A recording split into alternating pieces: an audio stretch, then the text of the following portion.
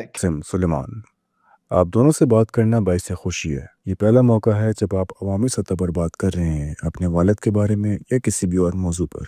उन लोगों के लिए जो नहीं जानते, खासतौर के लोग, आपके वालिद साबिक वज़ीर आज़म इमरान खान को जेल भेज दिया गया था आज से 1 साल पहले। मेरा ख्याल है मैंने आपको बताया था कि मैंने उनका इंटरव्यू जेल जाने से चंद हफ्ते पहले किया था, और वो रूसी बगावत के दिन का इंटरव्यू था। वो मेरी ज़िंदगी का सबसे जज्बाती इंटरव्यू में से एक था, और ज़्यादातर पाकिस्तानी इस कैद को एक मुकम्मल सियासी इंतकामी कार्रवाई समझती है। और ये ऐसा लगता है जैसे ये पाकिस्तान की तारीख में फ़ौजी कंट्रोल या पाकिस्तानी फ़ौज का सियासी कंट्रोल का हिस्सा हो, जो पाकिस्तानी फ़ौज की तरफ से हो, जिसने गलबा हासिल रखा है तिहाइयों से मुल्क की सियासत पर। मैं एक इक़्तिबास से आगाज़ करना चाहता हूँ, एक ट्वीट जो आपकी वालदा जुमैमा की तरफ से की गई थी। गुज़िश्ता चंद हफ्तों के दौरान संगीन और तशवीशनाक मेरे बेटों के वालिद इमरान खान के साथ जेल में रखे जाने वाले सलूक के हवाले से पाकिस्तानी हकाम ने इनके अहल खाना और वकला की तमाम मुलाकातें बंद कर दी हैं। उन्होंने साथ साथ तमाम अदालती समायतें भी मुलतवी कर दी हैं। इसके अलावा बिलमुशाफा मुनक़ता कर दी गई हैं, और एक अदालत वर्जी करते हुए इनके बेटों से हफ्तावार कॉल्स, सुलेमान और कासिम, आप लोग जो बरतानवी शहरी हैं और लंदन में रहते हैं, उन्हें 10 सितंबर को रोक दिया गया था। हमें ये इत्तलात वसूल हुए हैं कि हकाम ने अब इमरान खान की कोठरी में अब इन्हें किसी भी वक्त कोठरी से बाहर निकलने की इजाज़त नहीं है। जेल का बावर्ची तक छुट्टी पर भेज दिया गया है, और अब वो मुकम्मल तौर पर तय हैं, हकीकी मायनों में अंधेरे में, बगैर किसी राब्ते के बैरूनी दुनिया से। उनके वकला को तशवीश है उनकी हिफाजत और खैरियत के बारे में। तो ये थी आपकी वालदा की बातें चंद माह पहले अक्टूबर में। दोस्तों, एक बार फिर खुशी है कि आप लोग शो पर आए हैं। और मेरा पहला सवाल ये है कि क्या यह जो आपकी वालदा ने बयान की? जी हाँ, बिल्कुल। हमें कुछ अरसे से मालूम है कि वो ऐसे वक्तों से गुजर चुके हैं। सेल में रोशनी नहीं होती थी। वो वहाँ तकरीबन 2 साल से हैं, और वहाँ ऐसे औकात भी थे जब आप जानते हैं कि कोई रसाई नहीं थी, बाहर के डॉक्टरों तक भी थी। आप जानते हैं, हम पूरी तरह वाकिफ़ हैं इस सूरत हाल से जिनसे वो गुजर रहे हैं। आप जानते हैं, भाई में कैद हैं।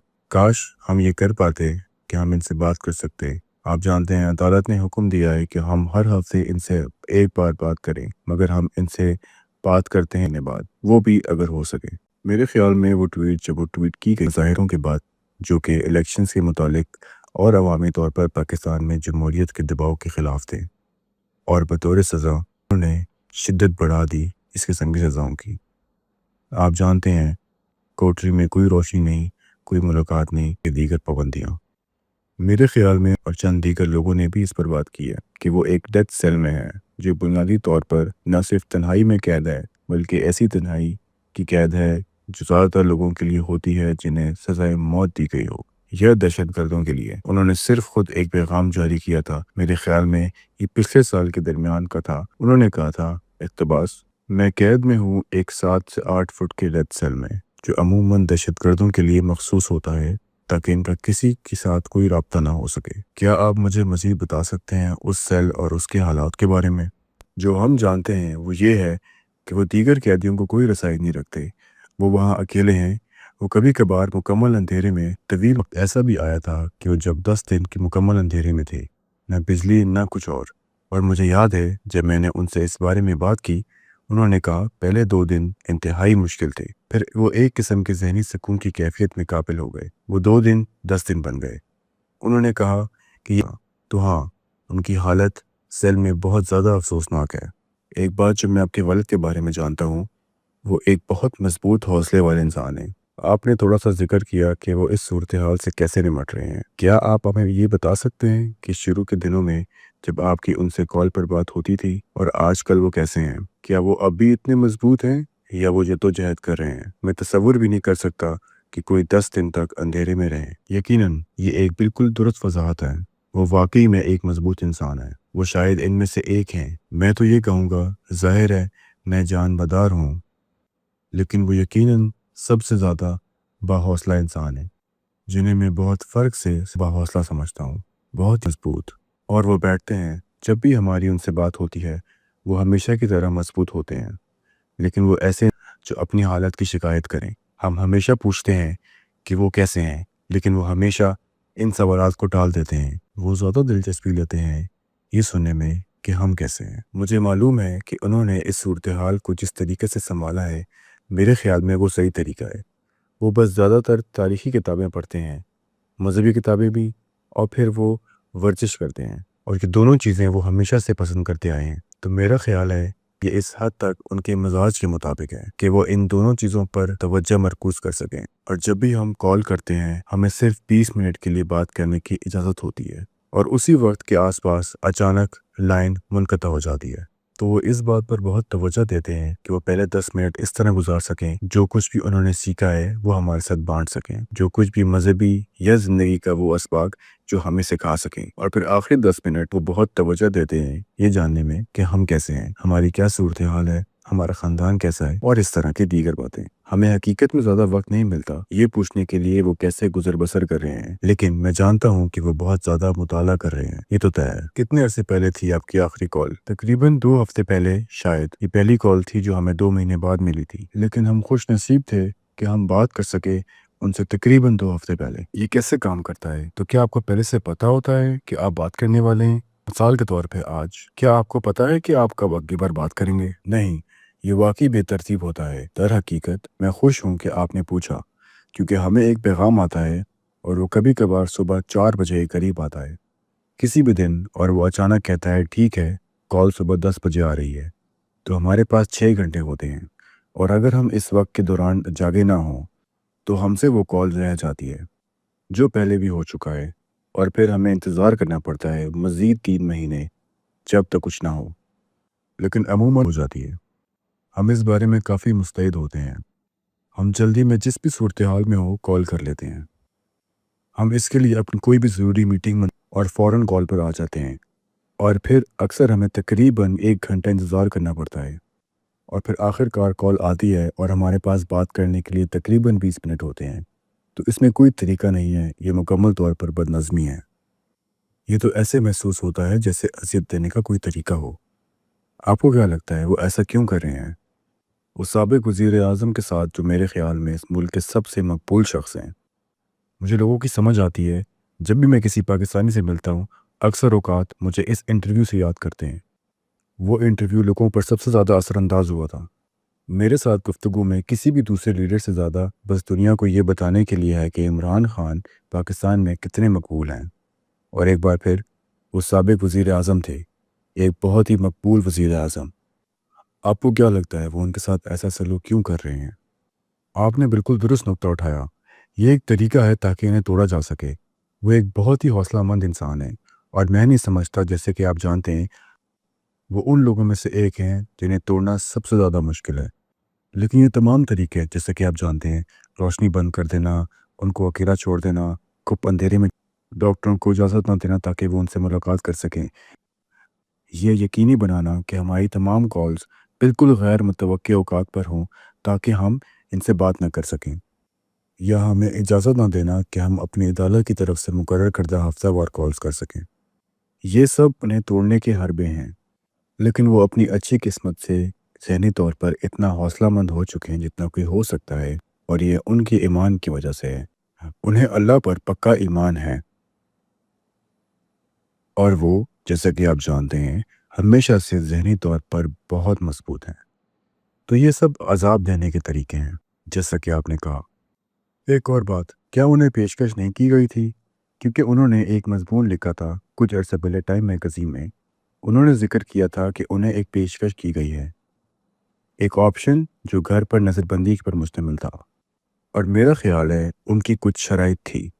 وہ چاہتے تھے کہ کچھ گھر کے دوسرے لوگ جو ان کے خاندان یا ان سیاسی جماعت سے تعلق رکھتے ہیں، شاید آپ مجھے تھوڑی سی مزید تفصیل دے سکتے ہیں اس ڈیل کے بارے میں، اور ان کا اس کرنا ان کی استحکامات کا ایک اور ثبوت ہے۔ تو میرا خیال ہے کہ یہ زیادہ تر اس بات سے متعلق ہے، اور ان کے پارٹی کے ارکان اور خاندان کے افراد اس وقت جیل میں ہیں، اور آپ جانتے ہیں انہی جیسے حالات ہیں، تو وہ بہت ہی اصول پسند شخص ہیں، وہ ایسا ہرگز نہیں کریں گے۔ میرے خیال میں اس نے یقیناً ایک کردار ادا کیا ہوگا، وہ اس طرح نہیں چاہیں گے، وہ صرف ان کے ساتھ ہم نوا رہنا چاہیں گے۔ وہ ہمیشہ سے بہت ہی اصول پسند شخص ہیں، میرا نہیں خیال کہ وہ اپنے اصولوں کے خلاف جائیں گے جذبات میں آ کر۔ آپ لوگوں نے ان سے کیا کہا ہے؟ جیسے کہ میں صرف تصور کر رہا ہوں کہ اگر میرے والد ہوتے یا کوئی رشتہ دار ایسی صورتحال میں ہوتا تو میں اس سے اصرار کر رہا ہوتا، کیونکہ آپ لوگ لندن میں پیدا ہوئے اور لندن میں ہی رہتے ہیں، تو آپ پاکستانی پولیٹکس سے دور ہیں۔ اور اگر میں آپ کی جگہ ہوتا تو میں اپنے والد کو قائل کر رہا ہوتا کہ وہ کچھ بھی کر جیل سے نکلیں، صرف اپنی آزادی دوبارہ حاصل کرنے کے لیے۔ تو کیا آپ لوگوں نے کوشش نہیں کی انہیں قائل کرنے کی، یہ کرنے کے لیے؟ تو اصل میں جب میں چھوٹا تھا مجھے ان کا سیاست میں ہونا ناپسند تھا۔ میں بس بہت زیادہ چاہتا تھا کہ وہ بس کرکٹ پر تبصرہ کریں یا تجزیہ کریں، یا لندن میں ایک آسان زندگی گزاریں سیاست سے باہر۔ لیکن یہ واقعی ان کا ایک جذبہ ہے، اور میرا نہیں خیال کہ وہ مطمئن محسوس کریں گے اگر وہ نہ کریں جو وہ سب کر رہے ہیں۔ مجھے نہیں لگتا کہ وہ خوش ہوں گے اگر وہ صرف زندگی گزار رہے ہوں آرام سے لندن میں۔ ہاں، کیونکہ میرا خیال ہے کہ وہ چاہتے تو جلا وطنی اختیار کر لیتے جو وہ کر سکتے تھے۔ وہ آسانی سے ایک معاہدہ کر سکتے تھے سیاسی نقطہ نظر سے۔ مجھے یقین ہے کچھ مخصوص مطالبات ہوں گے ان کے۔ سب سے آسان یہ ہے، اور یہ میں خود کہہ رہا ہوں ظاہری طور پر، یہ میرا ذاتی رائے ہے، لیکن ان کا بولنا فوج کی حمایت میں مثال کے طور پہ یا پھر مخالف سیاسی جماعت کو، یہ صرف ایک مثال ہے ان کی کئی چیزوں کو جو وہ اپنی آزادی حاصل کرنے کے لیے کر سکتے ہیں۔ لیکن میرا خیال ہے کہ ان کی یہ خلاف ورزی ہی وجہ ہے کہ وہ جیل میں ہیں۔ اور کیا آپ اب بھی، مجھے معلوم ہے کہ آپ نے کہا تھا یہ سوال سلیمان کے بعد آپ سے بھی کیا گیا، لیکن کیا آپ اب بھی انہیں قائل کرنے کی کوشش کرتے ہیں سچ چھوڑ دیں، یا آپ نے اب اس کوشش کو چھوڑ دیا ہے؟ نہیں، میرا مطلب میں ذاتی طور پر نہیں کہوں کہ مثال کے طور پہ آپ ان کے بیٹے ہیں اور وہ صرف آپ سے ہی بات کرتے ہیں، تو جب آپ ان کے ساتھ وقت، زیادہ تر وقت کسی نہ کسی انداز میں گزرتا ہے۔ جب ہم چھوٹے تھے ہم ان کے ساتھ کرکٹ کھیلتے تھے، اب فلمیں دیکھنا، جو کچھ بھی ہو۔ آدھا وقت جو گزارا ہے انہوں نے ان کی حکمرانی پر لیکچر دینے میں گزارا ہے یا پاکستان میں۔ وہ وجوہات جن کی وجہ سے انہوں نے سیاست میں قدم رکھا ہم انہیں بہت اچھے سے جانتے ہیں، اور یہ سب ان کے خلاف ہوگا۔ وہ ہر بات جو وہ سکھاتے ہیں، اچانک یہ کہنا کہ میں ہار مان رہا ہوں اور میں ایک آسان زندگی گزارنے جا رہا ہوں، یہ ان کی فطرت میں نہیں ہے۔ ان کا ایک ہی جذبہ ہے کہ وہ کوشش کریں اور پاکستانی عوام کی مدد کریں، اور اس وقت پاکستان شدید بحران کا شکار ہے۔ وہ اس مقصد کے لیے پوری طرح وقف ہیں، اور جیسا کہ آپ جانتے ہیں وہ ہار نہیں مانیں گے، اور وہ ہمیشہ سے یہی چاہتے تھے کہ آپ لوگ سیاست سے دور رہیں۔ کیا یہ درست ہے؟ جی ہاں، میرا یہ خیال ہے۔ دراصل اگر آپ غور کریں، پاکستان کی دو بڑی سیاسی جماعتوں پر ایک روایت قائم ہے جو خاندانی سیاست کی صورت میں ہے، جو کہ غالب ہے دو مختلف خاندانوں پر۔ لہٰذا وہ ہمیشہ سے نہیں چاہتے کہ ان کی سیاسی جماعت اس روایت کی پیروی کرے، اور جی ہاں، لہٰذا میں ذاتی طور پر کبھی نہیں چاہتا کہ وہ پاکستان کی سیاست میں شامل ہوں، اور میرا نہیں خیال کہ وہ یہ چاہتے ہیں کہ ہم بھی سیاست میں آئیں۔ جی ہاں، مجھے علم ہے قاسم، آپ بھی اسی طرح کی پوزیشن میں ہیں، میں شامل نہیں ہونا چاہتے۔ آپ ایک بہت کامیاب کاروباری شخصیت بھی ہیں، تو آپ کے پاس ایک سیاست سے ہٹ کر بھی زندگی ہے، اور اس بات سے کچھ حد تک ظاہر ہوتا ہے کہ شاید آپ کو میرے اگلے سوال کا جواب معلوم ہو کہ آپ یہ انٹرویو اب کیوں اور اس وقت کیوں دے رہے ہیں۔ تو سب سے بڑھ کر ہم نے آزمایا ہے جس کے بارے میں ہمیں لگے کہ وہ انہیں باہر نکالنے میں مدد کر سکتا ہے۔ ہم نے کبھی نہیں سوچا تھا کہ وہ اتنے عرصے تک اندر رہیں گے جتنا وہ اب تک رہ رہے ہیں۔ لہٰذا ہم کسی حد تک ان راستوں سے مایوس ہو چکے ہیں، اور ہم نے فیصلہ کیا ہے کہ ٹھیک ہے، اب واحد راستہ یہ ہے کہ کوئی عملی اقدامات لیا جائے کہ سامنے آ کر عوام کا خیال ہے۔ میں آپ کا شکر گزار ہوں کہ آپ نے اجازت دی کہ ہم یہاں اس معاملے پر بات کر سکیں۔ جو ہم چاہتے ہیں وہ ہے پاکستان کی طرف سے بین الاقوامی دباؤ، کیونکہ اس وقت عمران خان ایک غیر انسانی زندگی گزار رہے ہیں۔ وہ نہیں دے رہے انہیں بنیادی انسانی حقوق، وہ واقعی میں کسی بھی طور پر کافی اقدامات نہیں کر رہے، اور جو ہم چاہتے ہیں وہ ہے عالمی دباؤ۔ جی بالکل، میرے خیال سے جیسے قاسم نے کہا، ہم نے کوشش کی، ہم نے بہت کوشش کی، ہم نے باقی تمام راستے آزما لیے، قانونی ذرائع، اور اب یہ معاملہ بالکل خاموش ہو چکا ہے۔ ایسا لگتا ہے یا کم از کم صورتحال بہت خاموش ہو گئی ہے۔ اور آپ جانتے ہیں یہ صرف بنیادی طور پر انسانی حقوق کی بات ہے، نہ صرف ہمارے والد کی بلکہ دیگر سیاسی قیدیوں کے لیے بھی، کی جمہوریت کی بحالی کے لیے بھی، ہمارے اپنے ذاتی فوائد سے ہٹ کر۔ جی ہاں، یقیناً آپ کے ذاتی فوائد ہیں، یہ آپ کے والد ہیں۔ اور دیکھیں، بس بین الاقوامی برادری کو سمجھانے کے لیے کہ پاکستان میں صورتحال کس قدر سنگین ہے۔ پاکستان کی آبادی کتنی ہے؟ تقریباً 200 ملین، میرے مطابق شاید ہو 200 ملین سے بھی زیادہ۔ تو بڑی فوجی طاقت، جہاری ہتھیار بھی ہیں، بڑی معیشت بھی ہے۔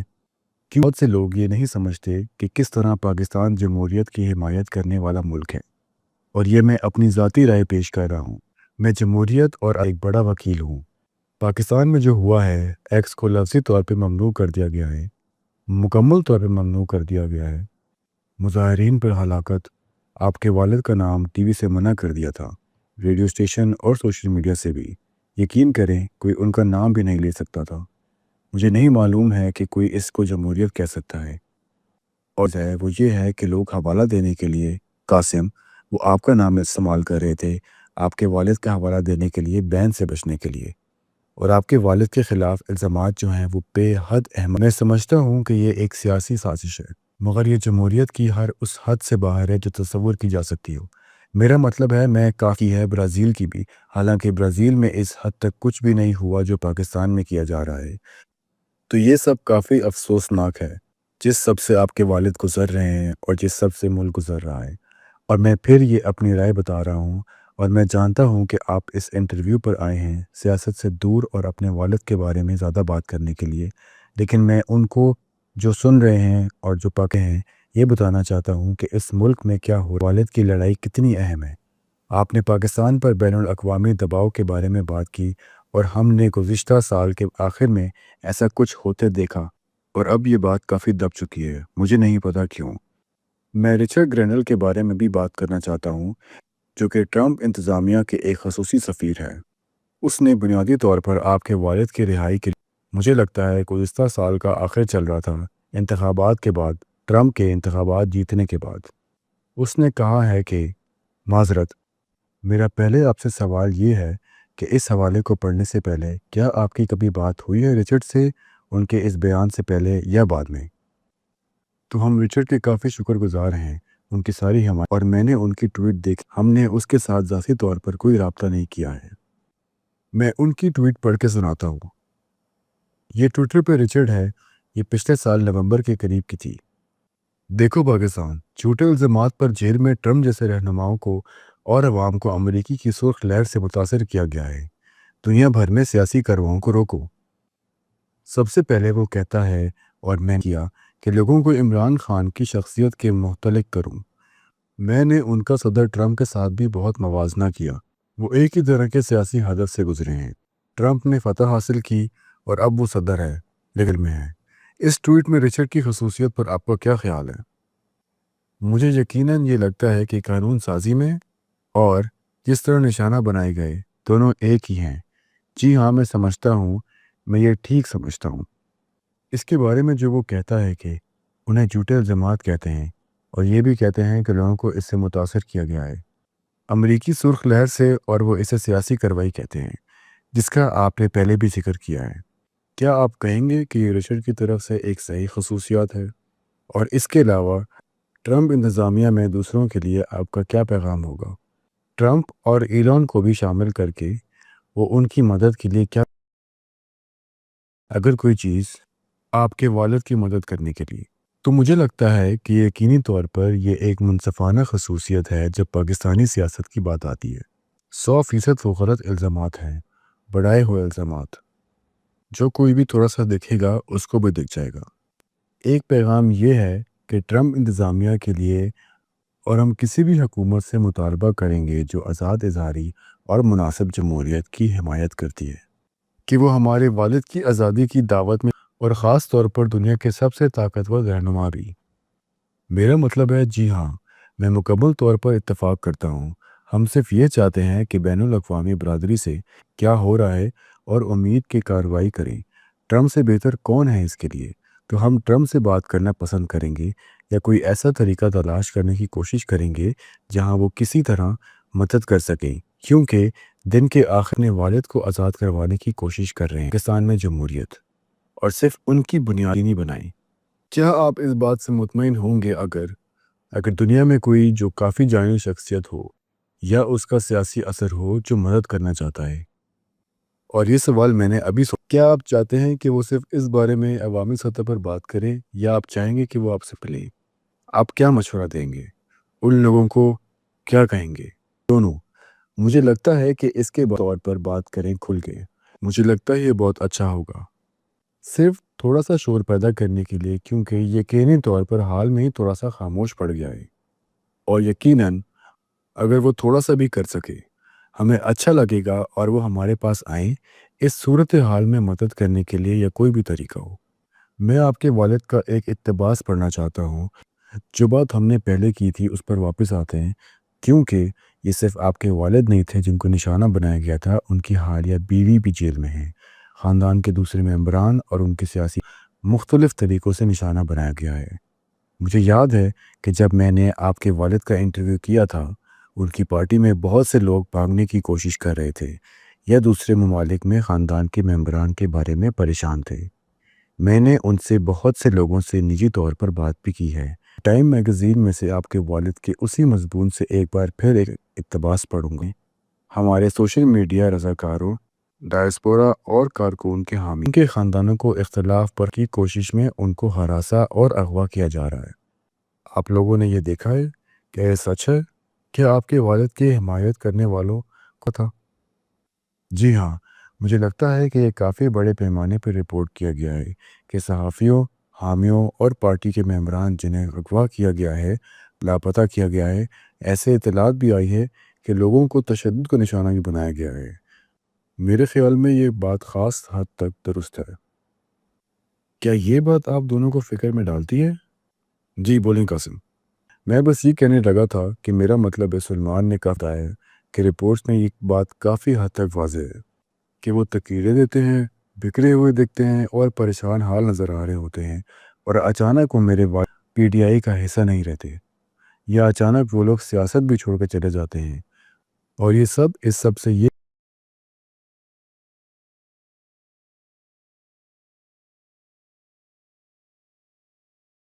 حد تک صاف ظاہر ہے۔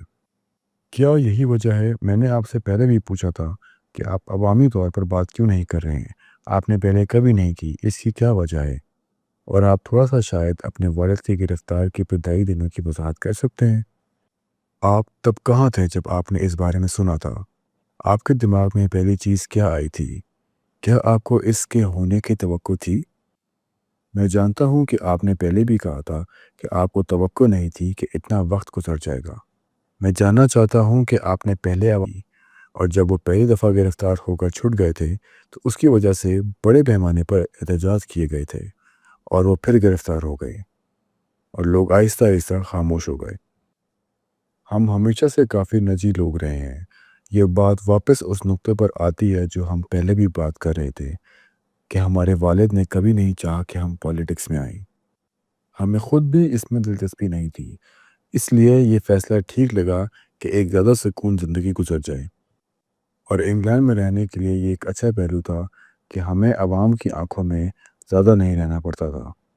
لیکن مجھے بہت اچھی طرح یاد ہے جب ان کی گرفتاری ہوئی، اس وقت میں اپنی زندگی کی سب سے بڑی اپنی نوآماز کاروبار کے لیے، میفو کے لیے، میں اسٹیج پر جانے والا تھا لوگوں کے سامنے بولنے کے لیے، اور جب میں تیاری کر رہا تھا تقریباً 1 گھنٹہ 1.5 گھنٹہ پہلے میرے کاروباری ساتھی کا اچانک سے رنگ اڑ گیا اور اس نے مجھے اپنا فون دکھایا۔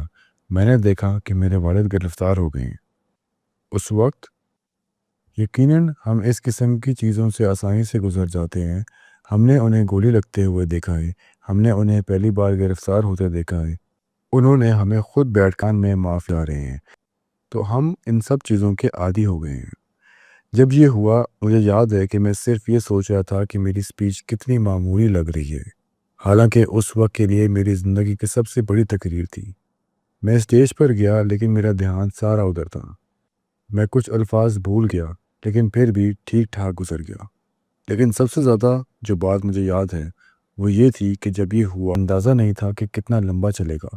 مجھے لگا تھا 1 مہینہ 2 مہینہ زیادہ سے زیادہ، لیکن اب تقریباً 2 سال ہونے کو ہیں اور وہ پورے وقت انفرادی قید میں ہیں۔ تو ہاں، یہ سب کچھ کافی وحشیانہ رہا ہے۔ سلیمان، اس کی کیا امیدیں تھیں اور آج ہم جہاں ہیں اس کے بارے میں آپ کیا کہیں گے؟ ہاں، مجھے بھی یاد ہے، لیکن میں اس وقت اور میرا اپنا رد عمل تھا۔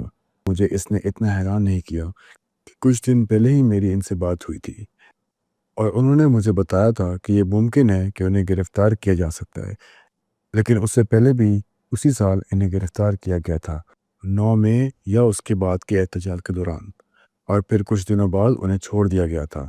تو مجھے امید تھی کہ اس دفعہ بھی ویسے ہی ہوگا، اور میں تو بالکل بھی اس امید میں نہ تھا کہ لگ بھگ 2 سال بعد بھی انہیں یہ پیشکش کب پیش کی گئی تھی۔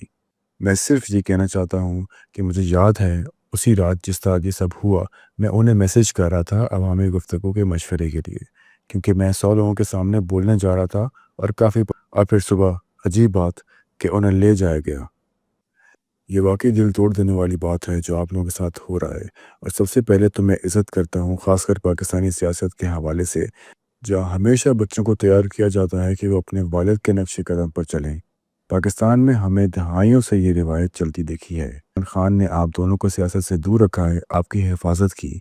یہ بہت قابل تعریف کی بات ہے کیونکہ پاکستان کی سیاست بہت ہی خطرناک ہے، اور آپ دونوں جتنے متوازی ہو وہ بھی بہت قدر کی بات ہے۔ جو ہم ملے تھے قاسم، تم مذاق میں بھی کہہ رہے تھے کہ تم واقعی بہت عاجز ہو۔ آپ دونوں اپنے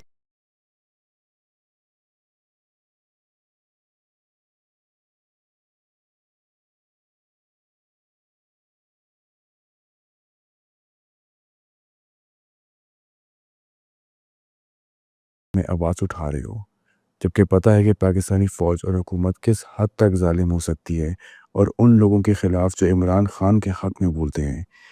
یہ بہت ہمت والی بات ہے اور میں اس بات سے دل کا احترام کرتا ہوں۔ میں یہ بھی پوچھنا چاہتا ہوں کہ جب انہیں گھر میں نظر بندی کی پیشکش دی گئی تھی جیل سے نکلنے کے لیے، تو کیا آپ نے انہیں مشورہ کیا تھا؟ کیا انہوں نے کبھی پوچھا تھا کہ کیا یہ ڈیل ایکسیپٹ کر لینی چاہیے یا یہ فیصلہ ہمیشہ ان کا اپنا تھا؟ اور کیا گھر میں کسی اور فرد سے اس فیصلے پر مشورہ کیا ہو؟ مجھے نہیں لگتا کہ وہ کبھی ایسی ڈیل لیں گے۔ میں انہیں ایسے فیصلے کرتے ہوئے دیکھ ہی نہیں سکتا کہ وہ صرف اپنی جان بچانے کے لیے کریں۔ وہ بہت زیادہ اصولوں کے ساتھ چلنے والے انسان ہیں۔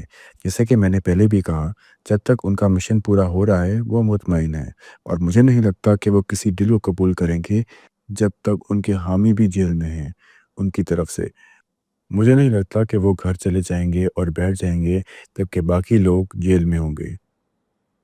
اور ایک اور بات جو لوگ واقعی جاننا چاہیں گے وہ یہ ہے کہ آپ کے والد کے ساتھ کالز ہوتی تھیں، ان میں آپ لوگ کس چیز پر بات کرتے تھے؟ کیا وہ کوئی دھیانی باتیں کرتے تھے؟ خاص کر اب جب وہ جیل میں کافی کچھ پڑھ رہے ہیں اور نئی چیزیں سیکھ رہے ہیں، کیا آپ ہم سے کچھ واضح کر سکتے ہیں؟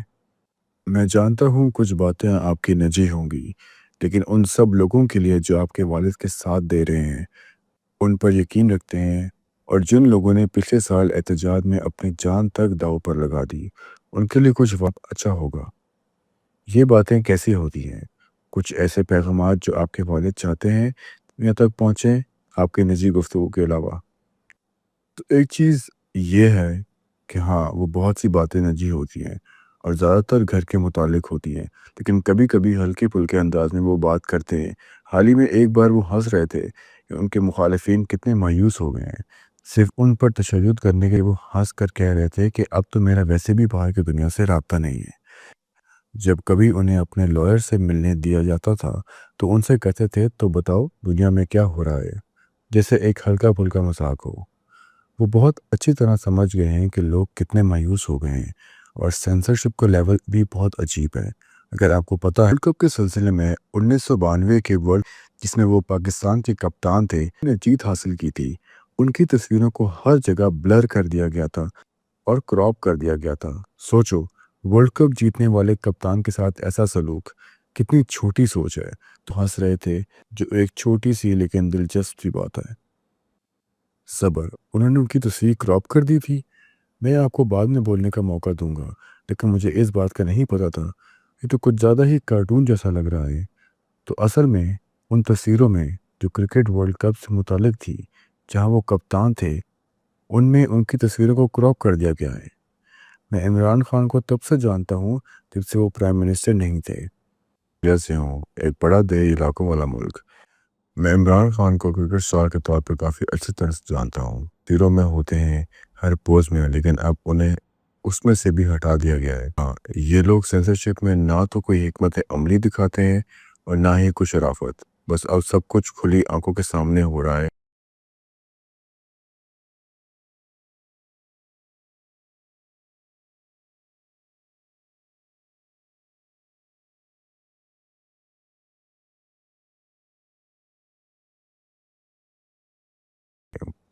سلیمان، شاید آپ سے بھی یہی سوال ہے، ان گفتگو کا کیا لہجہ ہوتا ہے اور آپ کے والد کا حال کیا؟ اب تک جو آپ نے بتایا ہے اس سے صرف یہی لگتا ہے کہ وہ صرف مضبوط نہیں بلکہ برداشت زیادہ مضبوط ہیں۔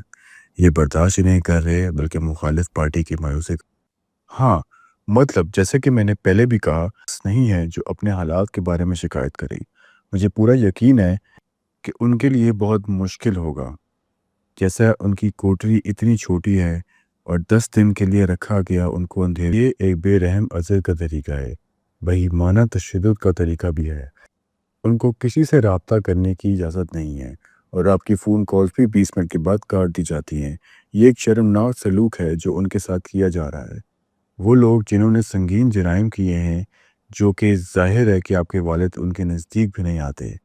لیکن معذرت کہ میں نے آپ کی بات کاٹی سلیمان، وہ ایک مثبت رویے سے محسوس کرتے ہیں۔ میرا خیال ہے کہ وہ واقعی محسوس کرتے ہیں کہ وہ پہلے تقریباً 2 سالوں سے وہاں ہیں۔ انہوں نے زیادہ سیکھا ہے اور حکمت عملی کے لحاظ سے بھی۔ آپ جانتے ہیں انہوں نے واقعی ایک اچھا لائے عمل تیار کیا ہے کہ وہ مستقبل میں کیا کرنا چاہتے ہیں۔ یہ خیال ہے کہ وہ ہمیشہ پر امید رہتے ہیں اور وہ اسے ایک بہترین سیکھنے کا موقع سمجھتے ہیں، جسے کہ آپ جانتے ہیں اگرچہ ظاہر ہے کہ یہ اصل میں کتنا مشکل ہے۔ جی ہاں، میں یہ کہنا چاہتا ہوں کہ وہ ہمیشہ سے بہت مطالعہ کرنے والے ہیں، لیکن اب ان کے پاس اتنا وقت ہے کہ وہ تاریخی شخصیت کے بارے میں پڑھ سکیں، گزشتہ قائدین کے بھی بارے میں اور ایمان کے بارے میں بھی، اور ان کا ماننا ہے کہ وہ پچھلے 2 سالوں میں پچھلے 20 سالوں سے زیادہ ترقی کر چکے ہیں، اور انہوں نے بالکل یہ الفاظ کہے ہیں کہ اس کے ساتھ ساتھ وہ ذہنی طور پر کتنے ترقی یافتہ ہوئے ہیں، اور وہ کہتے ہیں کہ روحانی طور پر بھی۔ جیسا کہ آپ جانتے ہیں کہ وہ یہ حکمت عملی بنا رہے ہیں کہ رہائی کے بعد پاکستان کے لیے کیا کر سکتے ہیں۔ تو ہاں، وہ ان چند لوگوں میں سے سب کے بعد بھی باہر امید کے ساتھ زیادہ مضبوط بن کر نکلیں گے۔ کیا آپ کو لگتا ہے کہ وہ واقعی باہر آئیں گے؟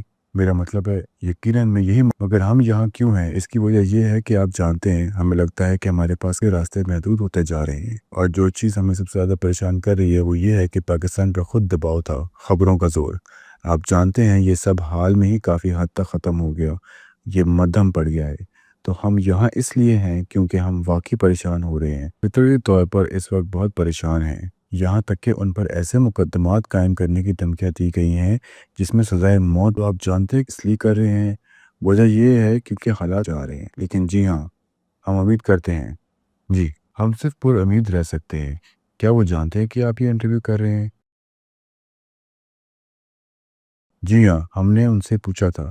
یہ وہ چیز ہے جس کے پیچھے وہ شاید نہ ہوں، اور یہ ہمیں بہت پریشان کر رہی تھی۔ وہ ہمیشہ چاہتے ہیں کہ ہم نجی زندگی گزاریں اور سیاست اور دنیا سے دور رہیں، لیکن ہم نے ان سے پوچھا، ایک کال پر پوچھا، اور ہم نے کہا کہ آپ کو کیا لگتا ہے کہ یہ ٹھیک ہوگا؟ ہم یہ کرنا چاہتے ہیں، ہم دیکھنا چاہتے ہیں کہ کیا ہم کچھ مدد کر سکتے ہیں، اور انہوں نے کہا کر لو۔ عمران خان سیاست سے باہر کیسے ہیں؟ ایک انسان کے طور پر وہ کیسے ہیں، اور ان کی وہ کون سی پہچان ہے کہ دنیا نہیں دیکھ پاتی ہے؟ وہ ایک بہت ہی والد ہیں اس طریقے سے۔ آپ جانتے ہیں ایک عجیب سے انداز میں، یعنی انہوں نے اپنی زندگی سیاست اور پاکستانی عوام کے لیے وقف کر دی ہے۔ اس طریقے سے ان کے ذہن میں لاکھوں بچے مجھے لگتا ہے کہ ہوں گے، لیکن انہیں جب بھی موقع ملتا ہے، انگلینڈ آتے تھے، ہم پاکستان جاتے تھے، تو وہ کسی طرح 2 ہفتے صرف ہمارے ساتھ گزارنے کے لیے نکال لیتے تھے، جو کہ ایک بہت مشکل کام ہے کسی اتنے مصروف آدمی کے لیے۔ احساس نہیں ہے کہ وہ آدھے سے زیادہ کافی کہہ لیں مزاحیہ انسان بھی ہیں، لیکن آج کل ہم انہیں کافی عرصے سے نہیں دیکھ پائے ہیں۔ میرا مطلب ہے آخری دفعہ جب ہم نے انہیں دیکھا تو وہ اپنے لوگوں کے لیے، اپنے سپورٹرز کے لیے ایک ریلی کر رہے تھے، اور اس وقت ان کی جان کی لینے کی کوشش کی گئی تھی۔ لیکن یہ بات تھوڑی سی الگ ہے، جب ان کی جان لینے کی کوشش کی گئی اور انہیں ٹانگوں میں 3 گولیاں لگی تھیں، اور اگر ان کا ایک نیچے نہ کرتا تو انہیں سینے، اور وہ سپورٹر بدقسمتی سے واقعی میں اپنی جان گنوا بیٹھا۔ لیکن اس کے بعد ہم فوراً نکل گئے اور ان سے ملنے گئے، اور اس سفر کا اپنا ہی ایک سفر بھی تھا۔ ہم تقریباً 15 گاڑی ایک بام پروف گاڑی میں تھے، وہاں ایک نقلی گاڑی بھی تھی، اور ایک گاڑی جس میں ڈیٹنیٹرز تھے جو پیچھے سے تیار تھی۔ جب ہم گھر پہنچے تو ہمیں یہ دیکھنا پڑا کہ ہمارے کھانے میں زہر نہ ہو۔ ہمیں کھڑکیوں سے دور رہنا پڑتا تھا کیونکہ سنائپر کا خطرہ تھا۔ ہر جگہ افراتفری تھی، سب کچھ انتہائی پریشانی سے بھرا تھا، اور یہ آخری مرتبہ تھا جب ہم نے انہیں دیکھا۔ یہ وہ آخری دفعہ تھا جب ہم ان سے ٹھیک سے مل پائے تھے اور بات کر پائے تھے، اور وہ اس وقت ویل چیئر میں تھے، گولیاں لگی ہوئی تھی، اور بہت عجیب لگتا تھا انہیں ویل چیئر میں دیکھنا کیونکہ وہ عام طور پر ایک بھرکار شخصیت رہتے تھے۔ پھر بھی چلنے میں مشکل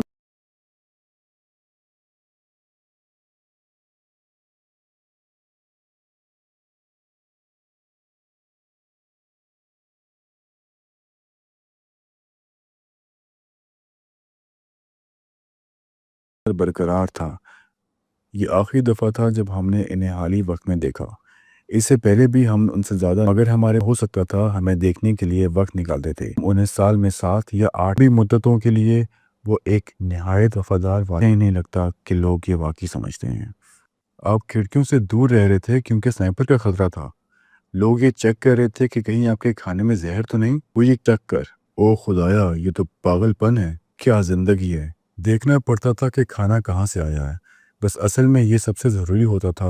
اور جب ہم وہاں گئے تو ہمارے سب رشتہ دار کمپاؤنڈ میں آئے تھے۔ میں ان کے ساتھ کرکٹ کھیلنا چاہتا تھا اور ایسی چیزیں، لیکن ہمیں گارڈن میں باہر نکلنے کی اجازت بھی نہیں تھی۔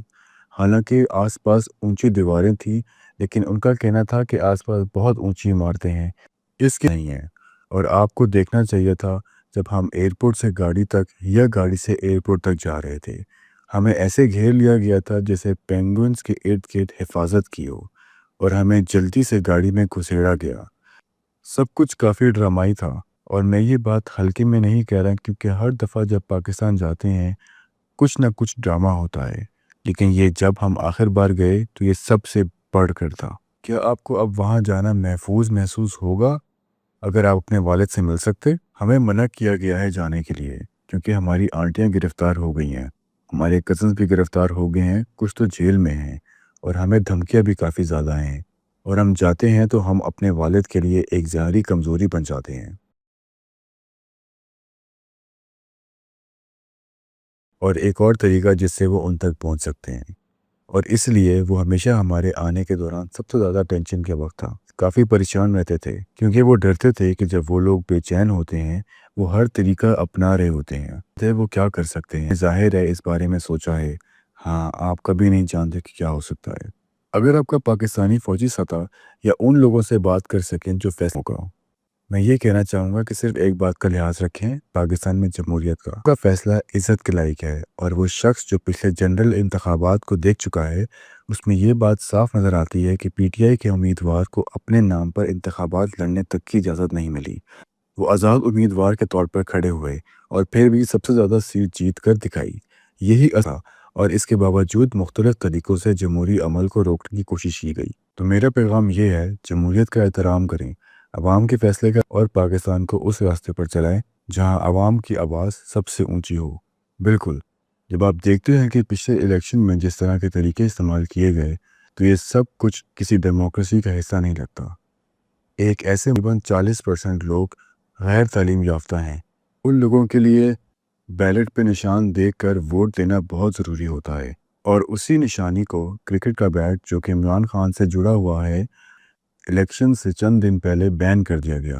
اس کا مطلب یہ ہے کہ عوام کو یہ تک نہیں معلوم ہو سکا کہ یہ ووٹ کہاں دینا ہے۔ اس کے علاوہ الیکشن کے دن ٹویٹر بین کر دینا، انٹرنیٹ بند کر دینا، اس سب سے انتخابات میں دھاندلی ظاہر ہے۔ شاید یہ سب سے ظاہری دھاندلی انتخابی مداخلت جو میں نے کسی جمہوری نظام میں دیکھی۔ تمہارے والد قید میں ہیں کچھ الزاموں کی بنیاد پر، اور شاید میں آخری 2 سوال پوچھنے سے پہلے شاید سلیمان میں نے بات کی ہے کہ یہ الزامات کتنے بے معنی اور بے مطلب ہیں۔ کیا الزام لگائے ہیں تمہارے والد پر؟ ایسے کون سی باتیں ہیں جن کی وجہ سے وہ قید میں ہیں؟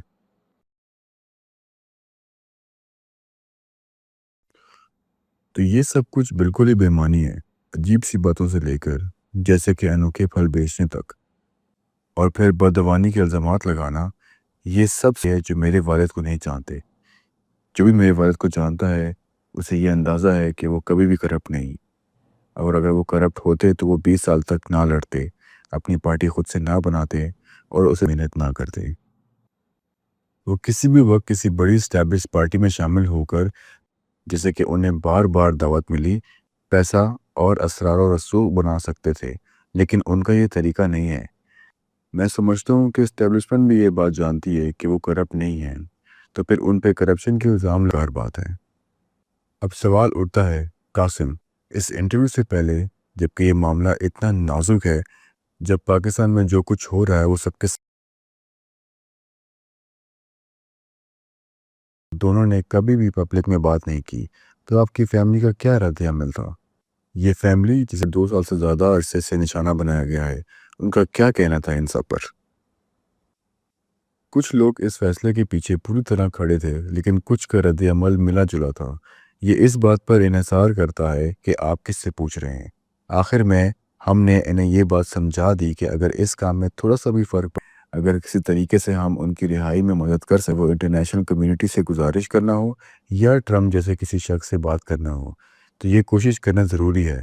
اگر تھوڑا سا بھی فرق پڑتا ہے تو یہ سب کچھ کرنا بہت قابل ہے۔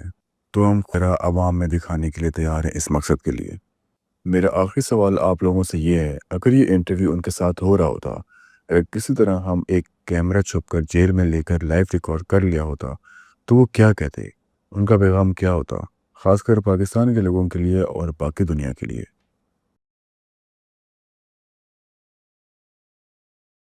طرف سے ہم یہ کہہ سکتے ہیں کہ وہ ہمت نہیں ہارے۔ جب تک وہ رہا نہیں ہو جاتے وہ مضبوطی سے کھڑے رہیں گے، اور جب وہ رہا ہوں گے تو امید ہے کہ وہ ایک اثر ڈالیں گے، ایک تبدیلی لائیں گے۔ اور آپ دونوں، قاسم اور سلیمان، کا پیغام کیا ہوگا پاکستان کے لوگوں کے لیے اور دنیا کے لیے؟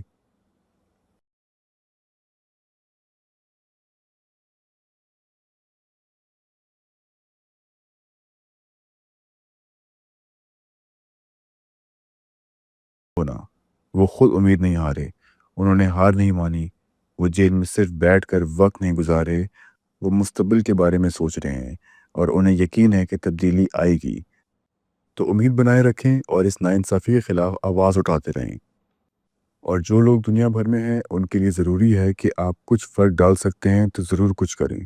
ایک ایسے شخص کو تنہائی قید میں رکھا گیا ہے جو پاکستان کا لیڈر ہونا چاہیے، اسے بنیادی انسانی حقوق سے محروم کیا گیا ہے، اس پر کچھ وقت میں تشدد بھی کیا گیا ہے۔ اگر آپ انسانی حقوق کے حامی ہیں تو یہ مسئلہ آپ کے لسٹ میں سب سے اوپر ہونا چاہیے۔ کیا کوئی ایسی بات ہے جو مجھ سے رہ گئی ہو، جو وہ اس وقت جھیل رہے ہیں؟ کیونکہ مجھے لگتا ہے کہ دنیا کو یہ بتانا ضروری ہے۔ وہ مجھ سے ناراض ہوں گے یہ کہنے پر، لیکن وہ ایک ایسے شخص ہیں جو اپنے 70 سال میں شاید جسمانی طور وہ کافی فٹ ہیں، لیکن جب آپ سوچتے ہیں کہ 70 سال کا آدمی چھوٹی سی کوٹری میں بند ہے اور کبھی کبھی بالکل اندھیرے میں رہتا ہے، بجلی بند کرتی جاتی ہے، ڈاکٹر تک دستیاب نہیں ہے، اور وہ کچھ عرصے پہلے 3 گولیاں بھی کھا چکے ہیں، تو یہ تمام صورتحال بالکل غیر انسانی ہے۔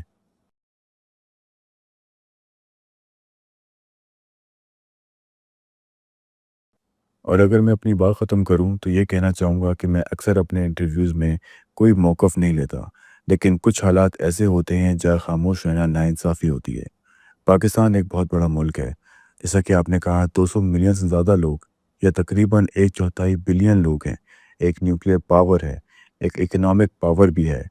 سب سے اہم بات یہ ہے کہ عمران خان جتنے بھی باغی ہیں ہے کہ میں ان کی کچھ پالیسی سے اختلاف رکھتا ہوں، اور ہو سکتا ہے کہ آپ دونوں بھی اپنے والد کی کچھ باتوں سے اختلاف رکھتے ہوں، پر لوگوں نے ان کو ووٹ دیا ہے، اور دنیا کو اگر آپ چپ رہ جائیں جب ایک جمہوریت کو دبایا جا رہا ہوتا ہے، اور اگر یہ معاملہ کسی بھی جمہوریت میں دہرایا جا سکتا ہے، اس لیے بہت ضروری ہے کہ آپ کی سیاسی سوچ کچھ بھی ہو لیکن کچھ بنیادی اصولوں کے لیے کھڑے رہنا چاہیے۔ जमहूरियत उनमें से एक है। मैं दुआ करता हूँ आपके वालिद जल्द जेल से रिहा हों। दुआ करता हूँ कि वो सेहतमंद रहें, पाकिस्तान में हालात बेहतर हों और आप लोग एक आम ज़िंदगी गुजार सकें, इमरान खान की फैमिली और आप दोनों भी। मैं आपका वक्त देने का बहुत शुक्रिया अदा करता हूँ। इमरान खान का भी शुक्रिया कि उन्होंने इस इंटरव्यू की इजाज़त दी और मैं उम्मीद करता हूँ कि जल्द दोबारा इमरान खान का इंटरव्यू करूँ। कासिम और सलमान, आप दोनों का बहुत शुक्रिया। खुदा हाफिज़।